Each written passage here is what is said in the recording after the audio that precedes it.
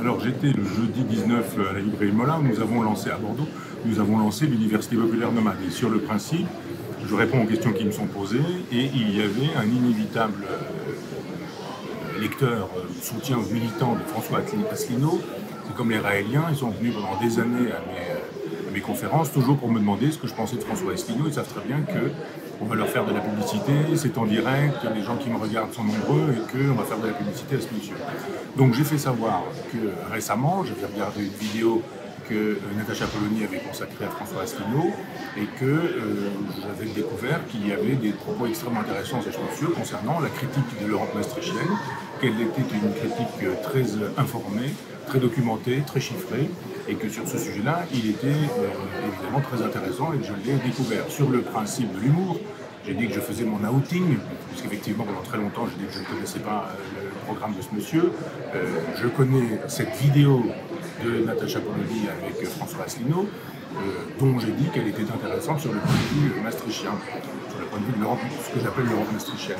Il se fait que Asselineau et tous les Asseliniens se sont emparés de cette information pour dire que je suis avec eux, que je les soutiens, que je fais partie de leur bande. On fait savoir que je suis enrôlé, l'agence France Presse m'a téléphoné en me disant alors vous êtes passé chez Asselineau, vous allez voter pour lui, avez-vous déjà voté pour lui, etc. Et je trouve cette récupération indigne.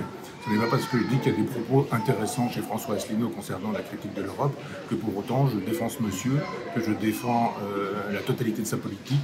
Il a dit quand même un certain nombre de choses un peu problématiques qui relèvent du complotisme. Je ne saurais évidemment soutenir ce genre de sottise chez ce monsieur.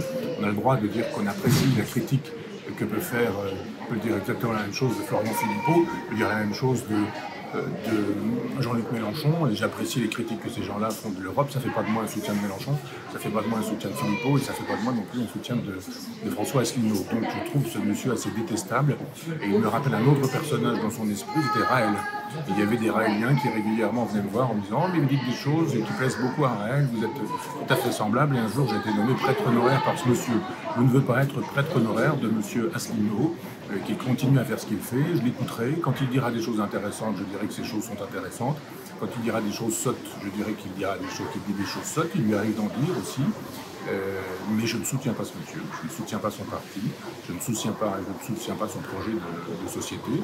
Donc ce serait bien qu'on cesse de croire qu'un propos élogieux sur un homme, quand on dit que sur la question de l'Europe maastrichtienne, il y a des choses intéressantes, ça ne vaut pas un soutien pour la politique totale du personnage, pour son projet, pour ce qu'il est, pour ce qu'il fut, pour ce qu'il sera. Je trouve que ça fait un peu beaucoup et voilà l'intérêt pour moi de cette mise au point.